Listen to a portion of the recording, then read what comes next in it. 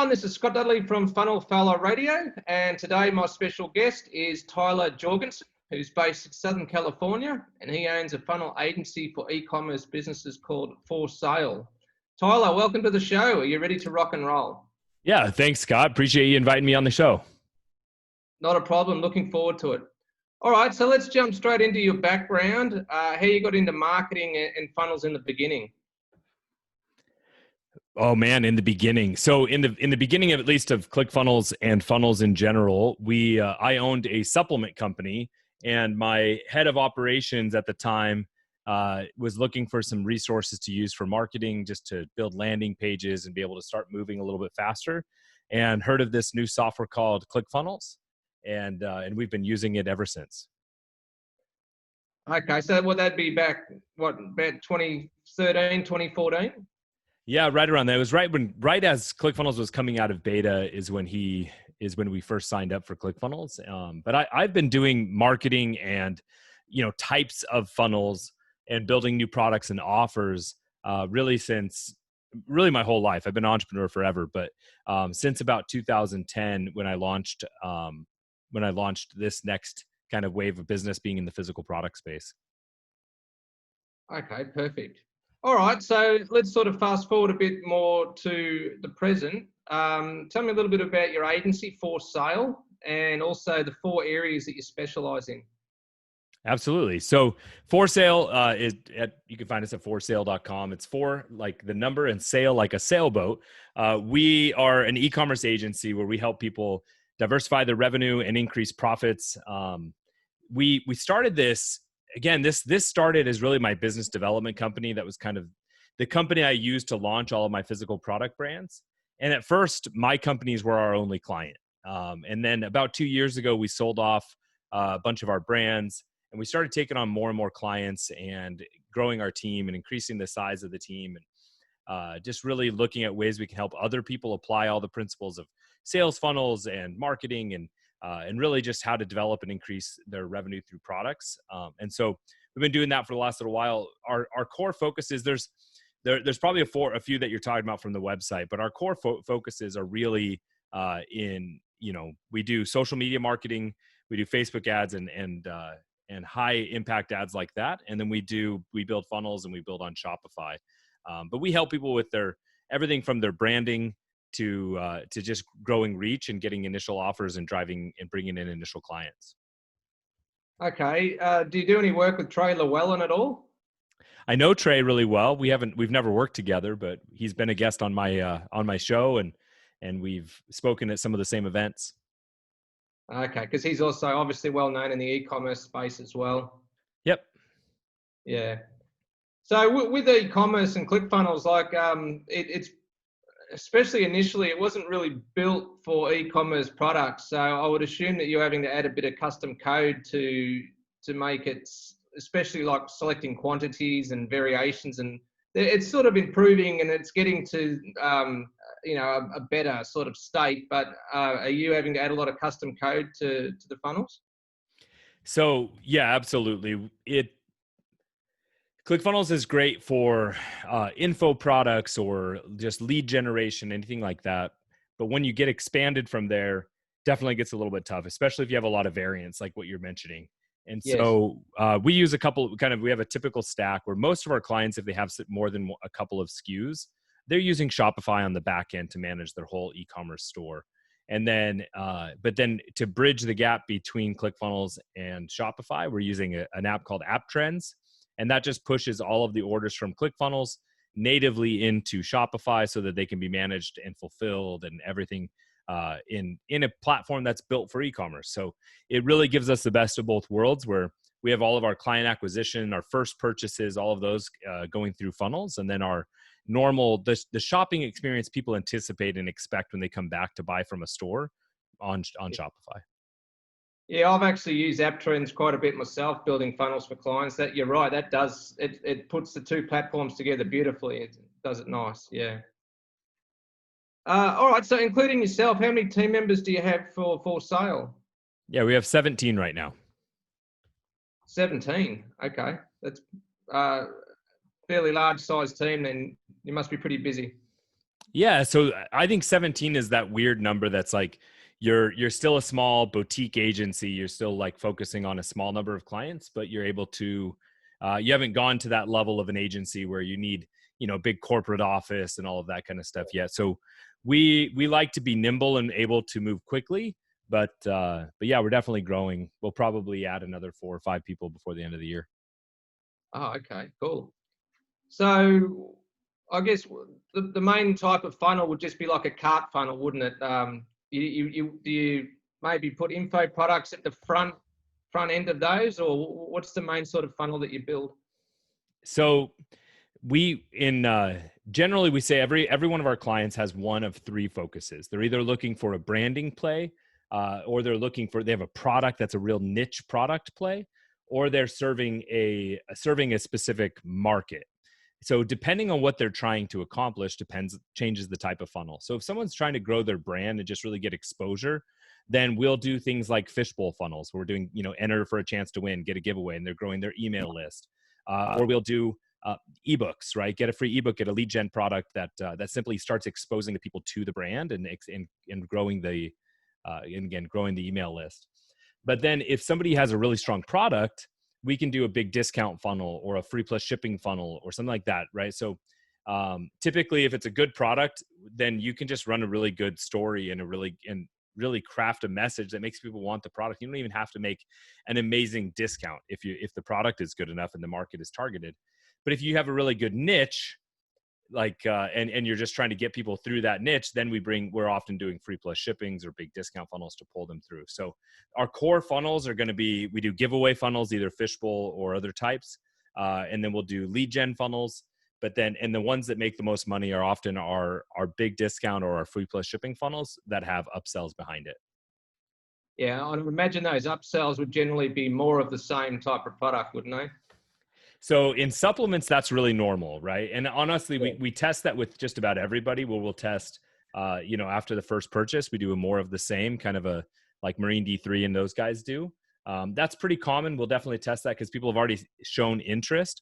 Sometimes we'll do more of the same, but make it more of like a complementary product. So if they bought something in one color, we'll offer it in the other color. So we know they like the concept, but maybe just increase variety.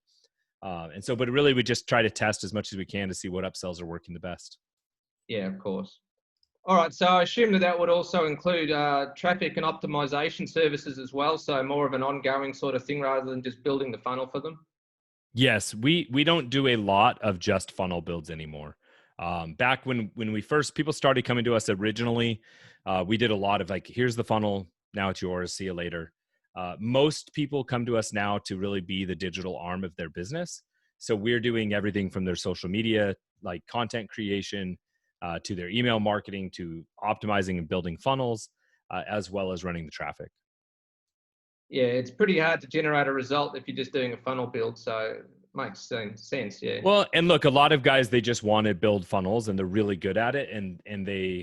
But there's also a lot of people that aren't that good at it that charge a lot less than us. So it's not really a place I like to compete. Yeah, fair enough. Okay. All right, so tell us about one of your most successful marketing campaigns and why you believe it performed so well.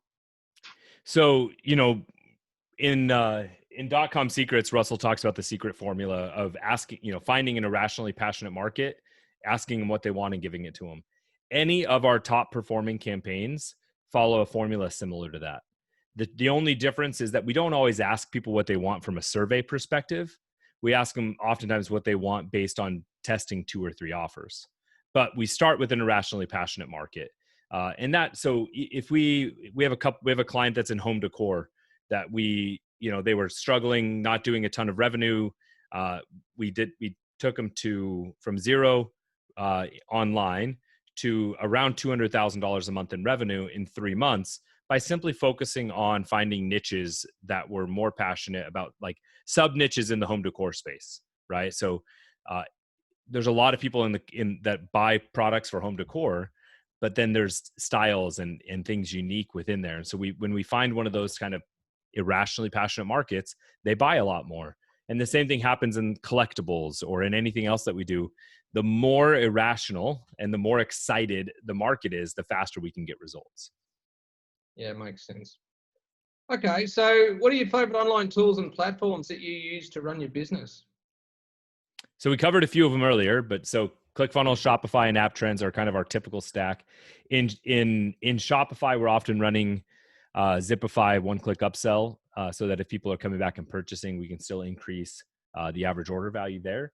And then we use Klaviyo for almost all of our email marketing clients. Um, I'm trying to think if there's any other unique stacks or anything else that we use. We use Trello and Slack to manage communications and projects in the team, and that's pretty much it. So Zipify that's the product from Ezra Firestone, isn't it? Yep. And there's a few options of other alternatives. Yeah. Okay.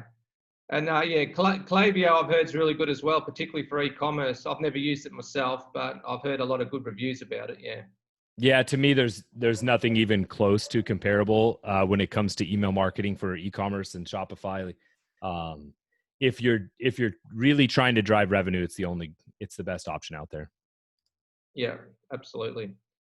Okay, so what are some of the biggest and most common mistakes that you see your clients making?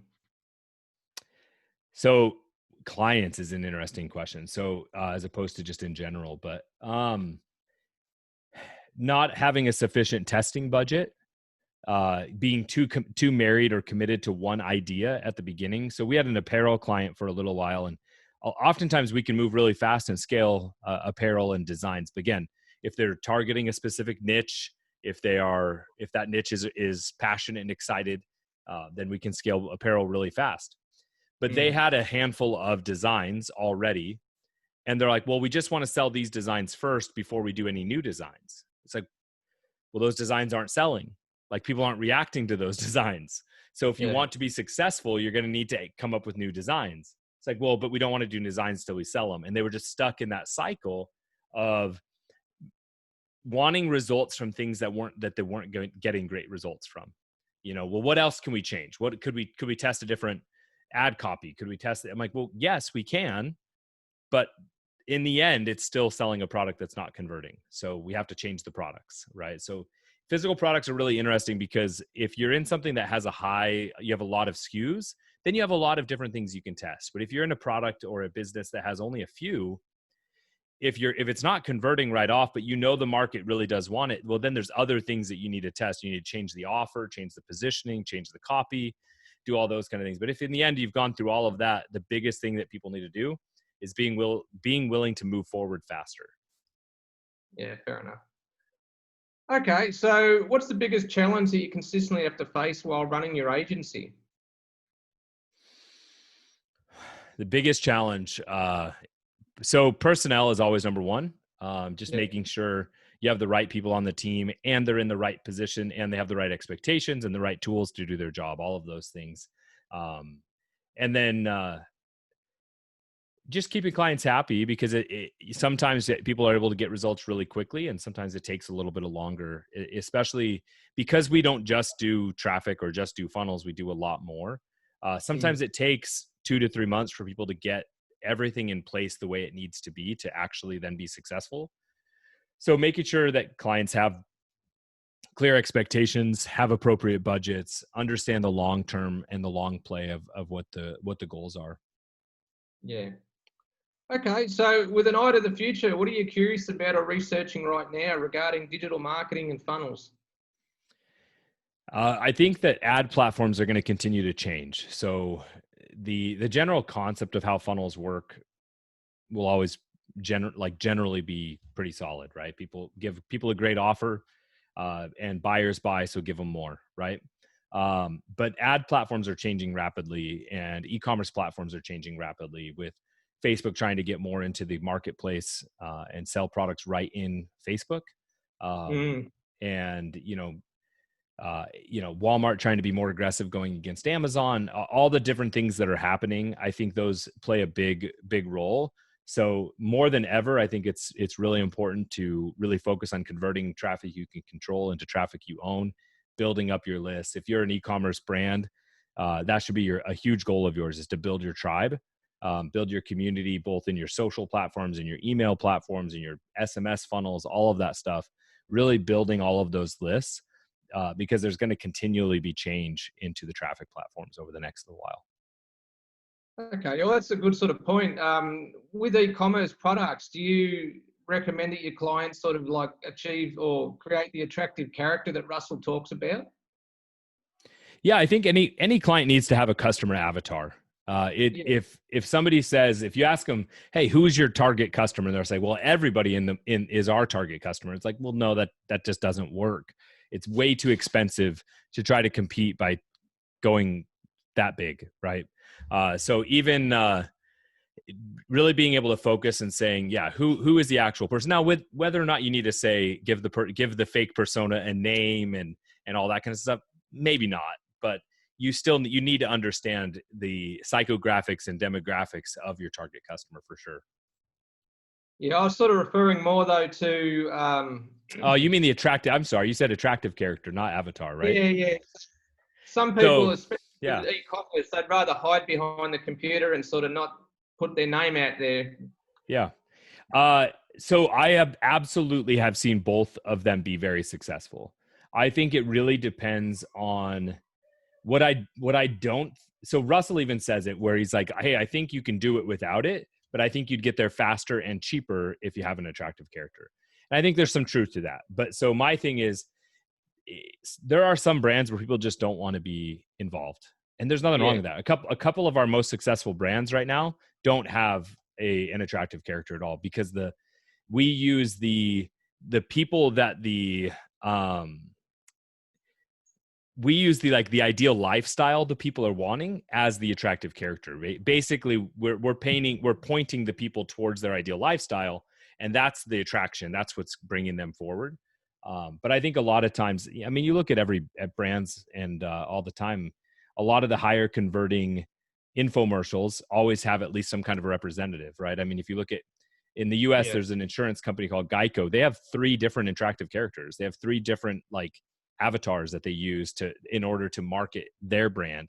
So I think it's important, but I think it can be utilized a lot different, right? I think you can use it almost as a persona. There's brands that I know that people have run under pseudonyms. Like one of my companies, I used a fake name. This is a supplement company I owned years ago, just because I didn't want to be the face of the company. So I yeah. just used a pseudonym to run the company, and it worked really well because I kind of got me the best of both worlds. Okay, interesting. Yeah, I just thought it was worth asking. So, who are your marketing idols or the biggest influences on your career?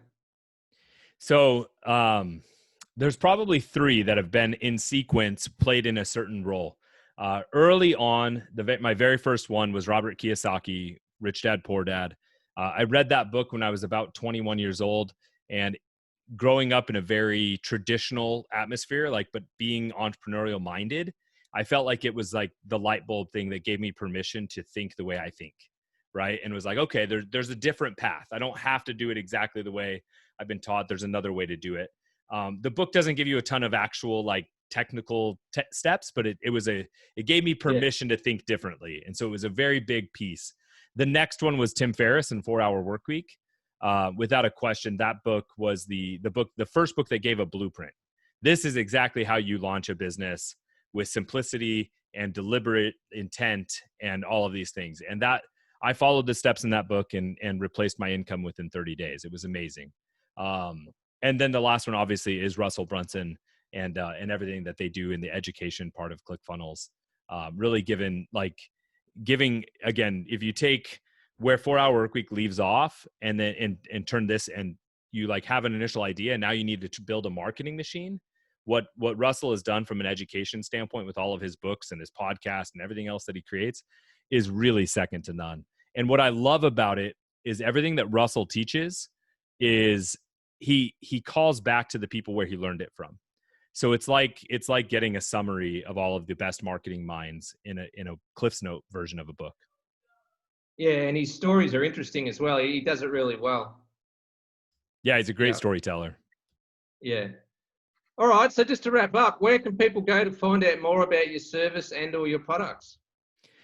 The best place to go is just tylerjorgenson.com. From there, they can find my radio show, they can find my podcast, they can find For Sale, they can learn more about our services. But tylerjorgenson.com is your best place. Perfect. All right. So yeah, thanks a lot for your time, Tyler. Really appreciate that, and we'll catch up with you soon. Awesome. Thanks for having me out.